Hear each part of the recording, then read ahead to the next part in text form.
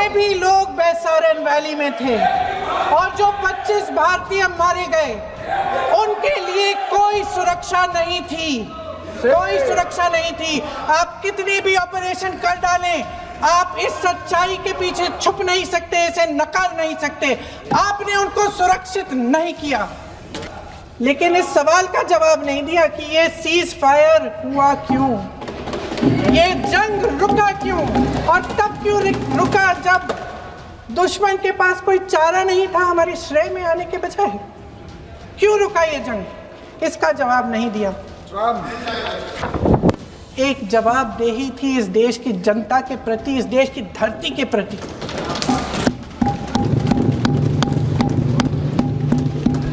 राजनाथ जी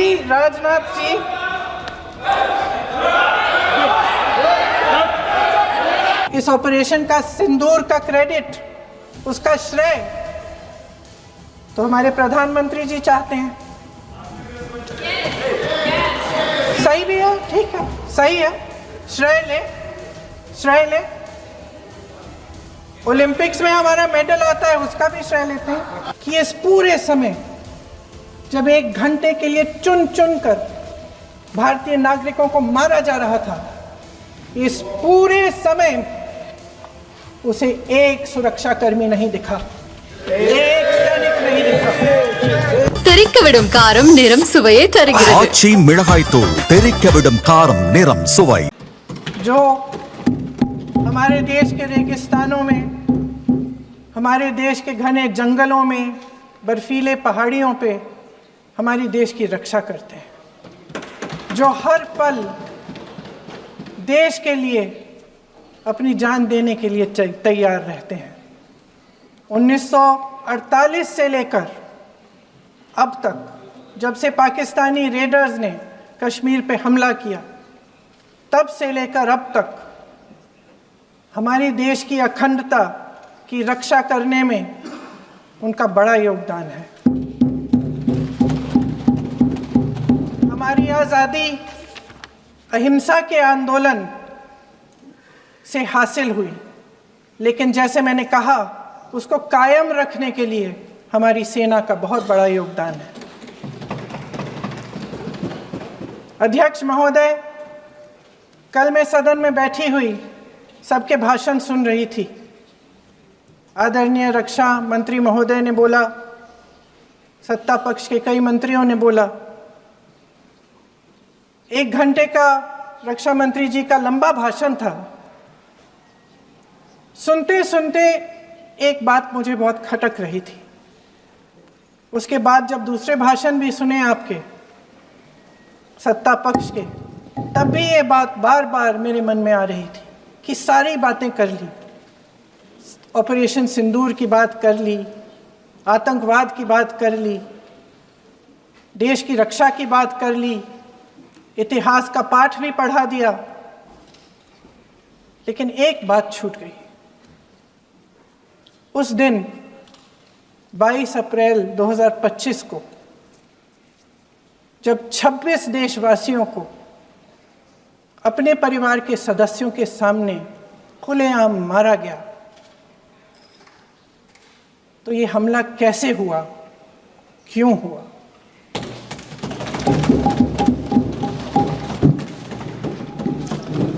अध्यक्ष महोदय,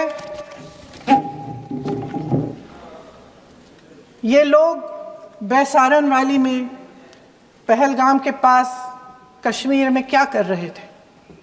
आजकल पब्लिसिटी का दौर है, प्रचार का ज़माना है। कुछ समय से हमारी सरकार ये प्रचार कर रही थी कि कश्मीर में आतंकवाद ख़त्म हो गया है, कि कश्मीर में शांति है, अमन चैन है। प्रधानमंत्री जी ने खूब भाषण दिए, देशवासियों को कहा कि चलिए कश्मीर चलिए, सैर करिए। कई बार मैंने ये भी देखा मीडिया पर, टीवी पर कि कश्मीर जाइए, ज़मीन खरीदिए, अब वहाँ अमन चैन है, शांति का वातावरण है। इसी बीच शुभम द्विवेदी, एक कानपुर के नौजवान, और उनके पूरे परिवार ने तय किया कि वो कश्मीर जाएंगे। शुभम द्विवेदी की 6 महीने पहले शादी हुई थी। उसकी पत्नी ने कहा कि उनके बीच एक ऐसा रिश्ता था, प्रेम और दोस्ती का ऐसा रिश्ता था कि वो एक दूसरे को बच्चों की तरह हंसाते थे। सोशल मीडिया पर एक वीडियो भी जारी है जिसमें पूरा परिवार एक साथ बैठा हुआ ताश खेल रहा है और ऐसे हंस रहे हैं कि उस वीडियो को देख के किसी का भी दिल टूट जाए कि इस परिवार को इस तरह से उजड़ने क्यों दिया हमने। 22 अप्रैल 2025 को बैसारन वैली में मौसम का मिजाज अच्छा था। जैसे हर रोज़ लगातार 1000 से 1500 लोग वहाँ पहुँचते थे, उसी तरह से उस दिन भी तमाम पर्यटक वहाँ पहुँचे। वहाँ का रास्ता आसान नहीं है अध्यक्ष महोदय जी, जंगल से जाना पड़ता है, पहाड़ों के बीच जाना पड़ता है, घोड़े से जाना पड़ता है। ये परिवार वहाँ पहुँचे, मौसम सुहाना था, उनके बच्चे ट्रैम्पोलिन पे खेल रहे थे, कोई जिपलाइन कर रहा था, कोई चाय पी रहा था, तो कोई कश्मीर की सुंदर वादियों की ठंडी हवा का मज़ा ले रहा था। शुभम अपनी पत्नी के साथ एक स्टॉल पे खड़े थे। तभी अचानक 4 आतंकवादी जंगल में से निकलते हैं और शुभम को वहीं अपनी पत्नी के सामने मार डालते हैं। उसके बाद वे वहाँ से पूरे वैली में 1 घंटे के लिए लोगों को चुन चुन कर मारते हैं। किसी के पति को अपनी पत्नी के आंखों के सामने, किसी के पिता को अपने बेटे के सामने, चुन चुन कर 26 लोगों को मार डालते हैं।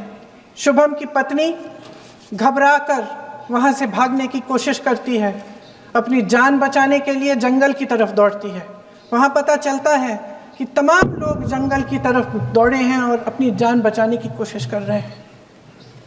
कोई अपने बेटे का हाथ पकड़ के पहाड़ों पर घसीटता हुआ जा रहा है, कोई कश्मीरी घोड़े वालों और गाइडों की मदद लेते हुए चले जा रहा है।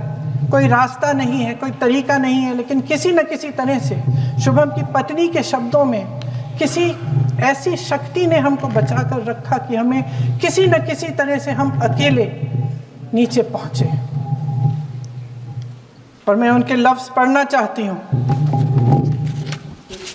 क्योंकि उन्होंने कहा कि इस पूरे समय जब 1 घंटे के लिए चुन चुन कर भारतीय नागरिकों को मारा जा रहा था, इस पूरे समय उसे एक सुरक्षाकर्मी नहीं दिखा, एक सैनिक नहीं दिखा।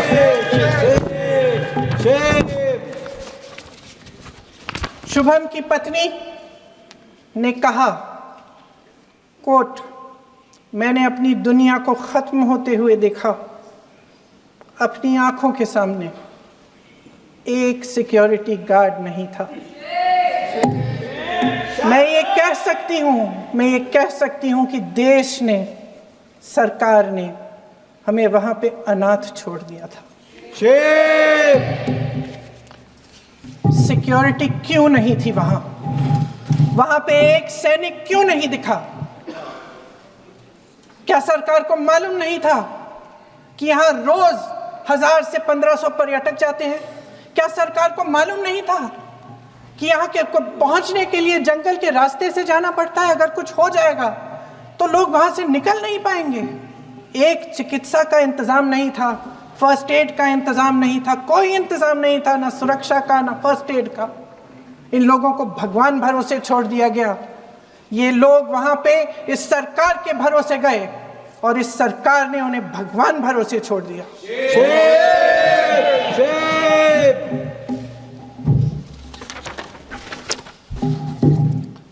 मैं पूछना चाहती हूँ, ये किसकी जिम्मेदारी थी?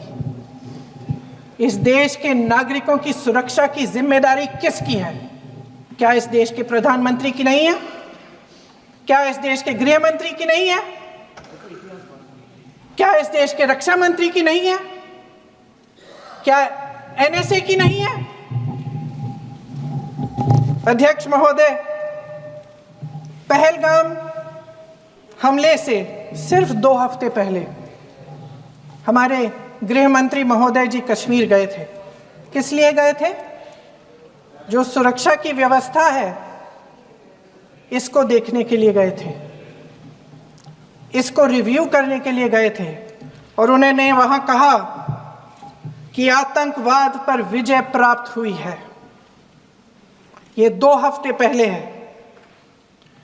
3 महीने बाद JNK के गवर्नर साहब एक आम इंटरव्यू में ऐसे ही चलते चलते कह देते हैं कि हाँ, बैसारन वैली में बहुत लापरवाही हुई और इसके लिए मैं जिम्मेदारी लेता हूँ। ऐसे ही चलते चलते, और वो बात होती है, ख़त्म भी वहाँ होती है और वहीं ख़त्म हो जाती है। उनसे जिम्मेदारी ली भी नहीं जाती, कोई सवाल नहीं उठाता, कोई जवाब नहीं देता। अध्यक्ष महोदय, उस हमले की जिम्मेदारी एक आतंकवादी गुट जिसका नाम TRF है थोड़े दिनों बाद लेती है। कौन है ये TRF? 2019 में ये गुट बना।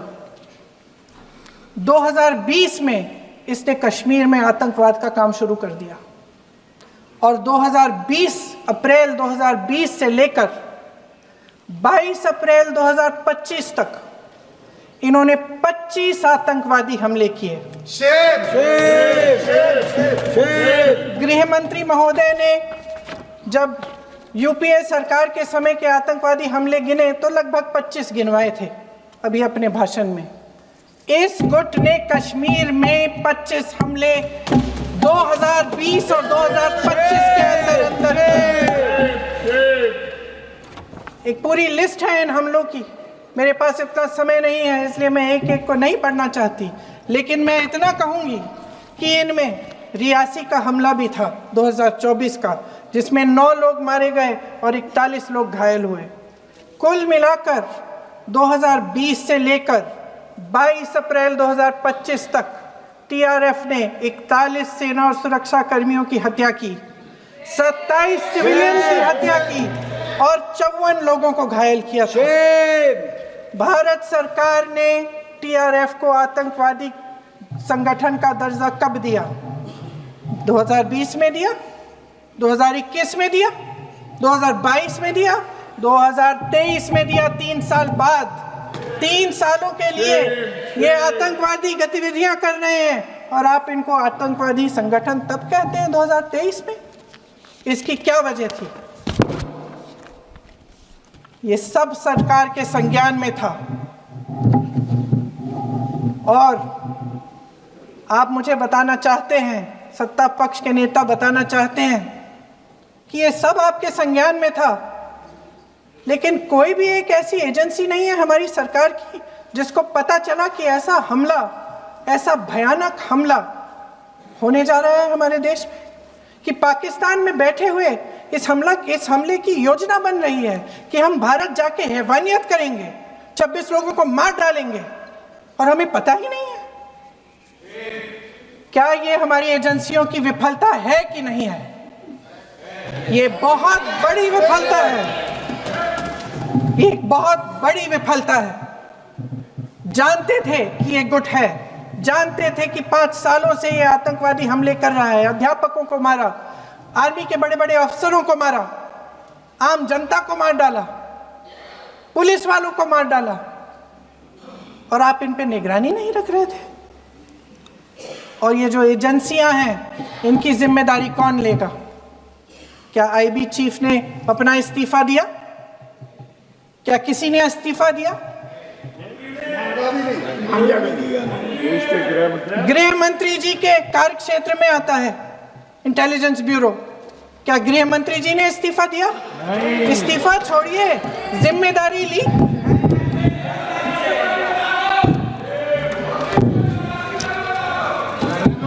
साहब देखिए, इतिहास की बात आप करिए, मैं वर्तमान की बात करना चाहती हूँ। आपको तो एक बहाना चाहिए, आपको तो एक बहाना चाहिए। पूरे परिवार का नाम गिनवा देते हैं। अरे अपनी जिम्मेदारी खुद लीजिए। 11 सालों के लिए तो आप हैं। अभी नेहरू को छोड़ नहीं रहा। कल माननीय गौरव गोगोई जी ने अपने भाषण में पूछा गृह मंत्री जी से, क्या आपकी जिम्मेदारी नहीं थी? मैं देख रही थी। राजनाथ जी, रक्षा मंत्री जी यूं यूं अपना सर हिला रहे थे, कुछ बोले नहीं। अंदर से ये महसूस हुआ होगा कि यहाँ कुछ जिम्मेदारी थी, लेकिन माननीय गृह मंत्री महोदय जी हंस रहे थे, वे हंस रहे थे।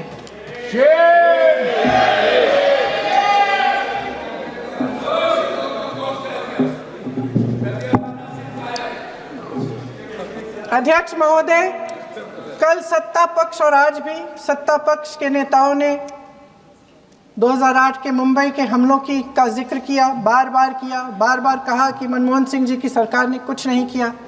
ये तो जानकारी होगी ना कि उसी समय जब वो आतंकवादी हमला चल रहा था तभी उन आतंकवादियों को मार डाला था, एक बचा था और उसको भी फांसी दे दी थी 2012 में। महाराष्ट्र के मुख्यमंत्री ने इस्तीफा दिया। देश के गृह मंत्री ने जिम्मेदारी लेकर इस्तीफा दिया। एक जवाबदेही थी पब्लिक के प्रति, एक जवाबदेही थी इस देश की जनता के प्रति, इस देश की धरती के प्रति।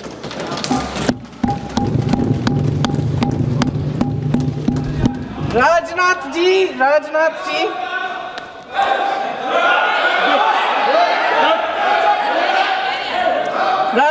जी तो पुलवामा, उरी और पठानकोट के समय गृह मंत्री रहे थे।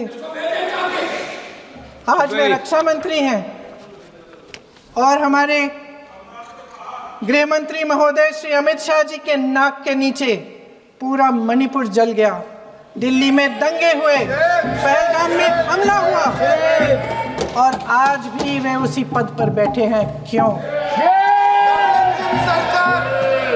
अध्यक्ष महोदय, बमबारी से अखबारों के हेडलाइन बनते हैं, मगर कहानी सुरक्षा में की चूक में भी है। आज देश खोखले भाषण नहीं सुनना चाहता, देश जवाब चाहता है, तसल्ली चाहता है कि सच उससे छिपाया नहीं जाएगा। देश जानना चाहता है कि उस दिन अप्रैल 22, 2025 को क्या हुआ और क्यों हुआ। आप तो खुद अपनी पीठ थपथपाने में लगे रहते हैं। सेना, देश, संसद से सच छुपाते हैं। ऑपरेशन सिंदूर जब शुरू हुआ, हम सब ने समर्थन किया, सब एकजुट होकर खड़े हो गए इस देश के लिए। दोबारा होगा, दोबारा खड़े हो जाएंगे। अगर हमारे देश पे हमला होता है तो यहाँ इस सदन में किसी भी पार्टी का हो, कोई भी हो, सब आपका समर्थन करेंगे। और हमें अपनी सेना पर गर्व है कि उन्होंने इस बार भी दृढ़ता से लड़ाई लड़ी, धैर्य से लड़ाई लड़ी, वीरता से लड़ाई लड़ी। लेकिन इस ऑपरेशन का सिंदूर का क्रेडिट, उसका श्रेय तो हमारे प्रधानमंत्री जी चाहते हैं। सही भी है, ठीक है, सही है, श्रेय ले। ओलंपिक्स में हमारा मेडल आता है, उसका भी श्रेय लेते हैं। लेकिन सिर्फ श्रेय लेने से नहीं होता नेतृत्व, जिम्मेदारी भी लेनी पड़ती है।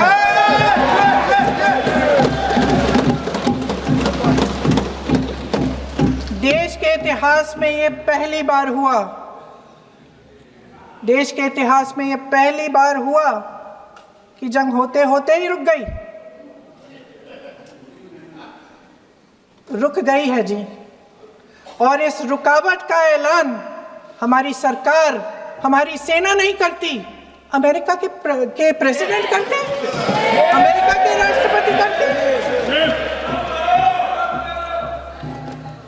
ये हमारे प्रधानमंत्री महोदय की गैर जिम्मेदारी का सबसे बड़ा प्रतीक है। आज गृह मंत्री जी ने इस बात पर उल्लेख किया उन्होंने कहा, उनके शब्दों में उन्होंने कहा कि पाकिस्तान के पास शरण में आने के बजाय कोई चारा ही नहीं था। आपने शरण दिया क्यों? वो आते हैं आपके देश के अंदर, लोगों को मार डालते हैं और आप उनको शरण दे रहे हैं। क्यों दिया शरण? इसका जवाब क्यों नहीं दिया है एक भी भाषण में? जैसे ये बात उठी, शरण की बात की, हमारे गृह मंत्री जी ने इतिहास में चले गए। नेहरू ने क्या किया, इंदिरा गांधी ने क्या किया, यहां तक कि मेरी मां के आंसुओं तक चले गए। लेकिन इस सवाल का जवाब नहीं दिया कि ये सीज फायर हुआ क्यों, ये जंग रुका क्यों, और तब क्यों रुका जब दुश्मन के पास कोई चारा नहीं था हमारे श्रेय में आने के बजाय। क्यों रुका ये जंग? इसका जवाब नहीं दिया। धन्यवाद। आप देंगे?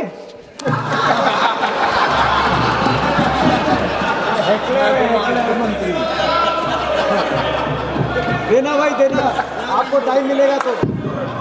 टाइम नहीं मिलेगा आपको शायद। वैसे महोदय, मेरी माँ की आंसू की बात किए, मैं इसका जवाब देना चाहती हूँ। मेरी माँ के आंसू तब गिरे जब उनके पति को आतंकवादियों ने शहीद किया,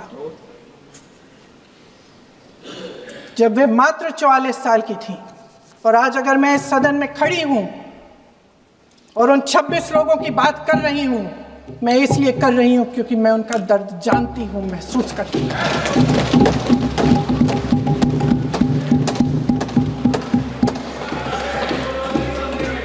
अध्यक्ष महोदय, मैंने कहा कि देश का नेतृत्व सिर्फ उपलब्धियों का श्रेय लेने से मजबूत नहीं होता।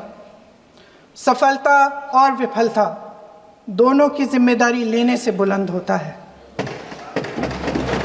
ये सोने का ताज नहीं है, कांटों का ताज है। अध्यक्ष महोदय, जब सरकार झूठी और कायर हो तो वे बहादुर से बहादुर सेना के साहस और पराक्रम को भी कमजोर कर देती है। देश को प्रतिशोध के साथ साथ सबके प्राणों की रक्षा का प्रण चाहिए। सेना की शक्ति के साथ सरकार की सच्चाई भी चाहिए। महान देशभक्त शहीद इंदिरा गांधी जी, जिन्होंने सफल कूटनीति के बल पर अमेरिका के राष्ट्रपति निक्सन का मुकाबला करके पाकिस्तान का विभाजन करवाया, बांग्लादेश बनाया, 1 लाख पाकिस्तानी सैनिकों को आत्मसमर्पण करने पर मजबूर किया, उन्होंने कभी इसका श्रेय लेने की कोशिश नहीं की। ऑपरेशन सिंदूर का मकसद अगर पाकिस्तान को सबक सिखाना था तो शायद ये मकसद अभी अधूरा है, क्योंकि हमारी कूटनीति विफल रही है। इसका प्रमाण यही है कि ऑपरेशन सिंदूर के बाद एक पाकिस्तानी जनरल, जिसके हाथ खून से रंगे थे, अमेरिका के राष्ट्रपति के साथ बैठकर लंच खा रहे थे। अगर ऑपरेशन सिंदूर का मकसद आतंकवाद को खत्म करने का था तो पाकिस्तान को संयुक्त राष्ट्र के आतंकवाद विरोधी समिति का अध्यक्ष चुने जाने से इस मकसद को धक्का लगा है। इसकी जिम्मेदारी कौन लेगा? क्या हमारे प्रधानमंत्री लेंगे? क्या उनमें ये हिम्मत है? नहीं है।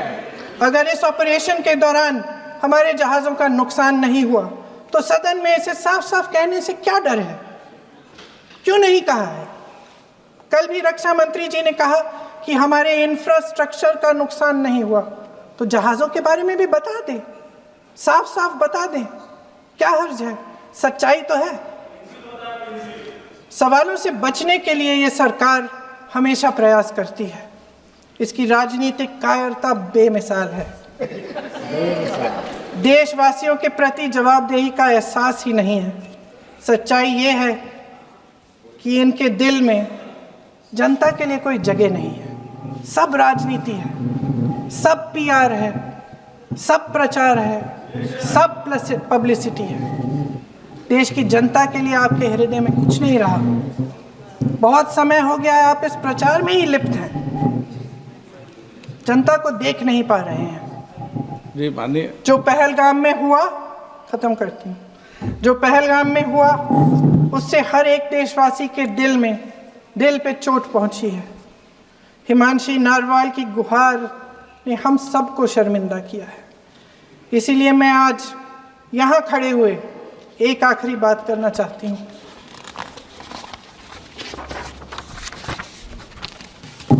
इस सदन में लगभग सभी के पास सुरक्षा है, सुरक्षा की व्यवस्था है। हम जहां भी जाते हैं हमारे साथ सुरक्षा कर्मी आते हैं। आपको भी मिल जाएगी, आप मंत्री बन जाएंगे, आपको भी मिल जाएगी। मैं मजाक की बात नहीं कर रही हूँ, थोड़ा सा धैर्य रखिए। उस दिन पहलगाम में 26 परिवार उजड़ गए। 26 लोगों को अपने परिवार के सदस्य के सामने मारा गया। 26 बेटे, पति, पिता गुजर गए। उनमें से 25 भारतीय थे।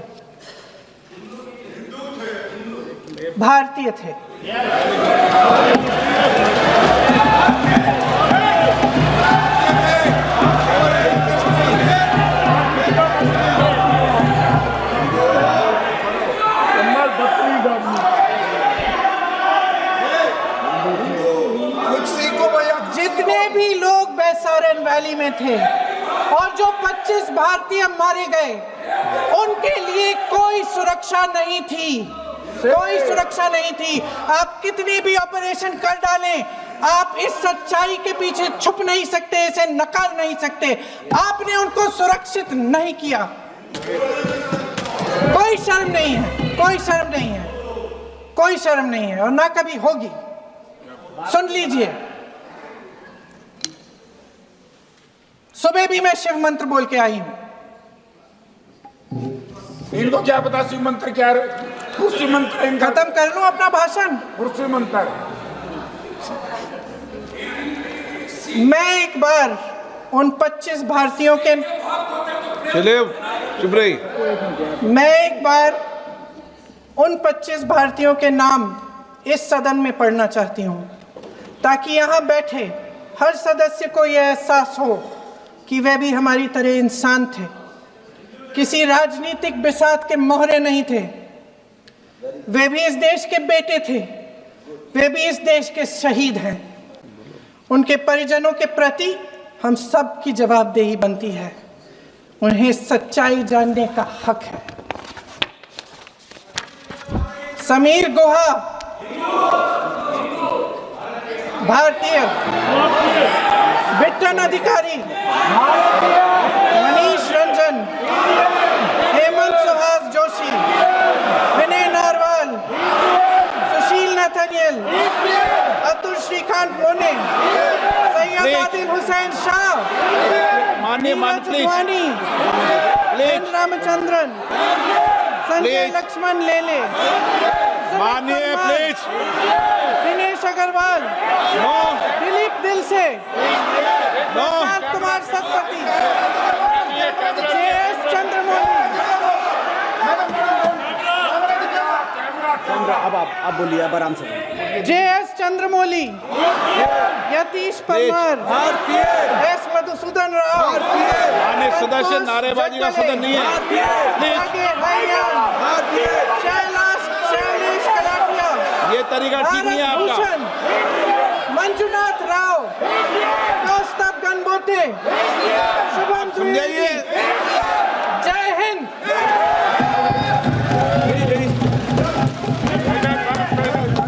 डॉक्टर श्रीकांत அறுவை சிகிச்சையில் ஆக்குணம் இது ஆயுட்கால நிவாரணம்.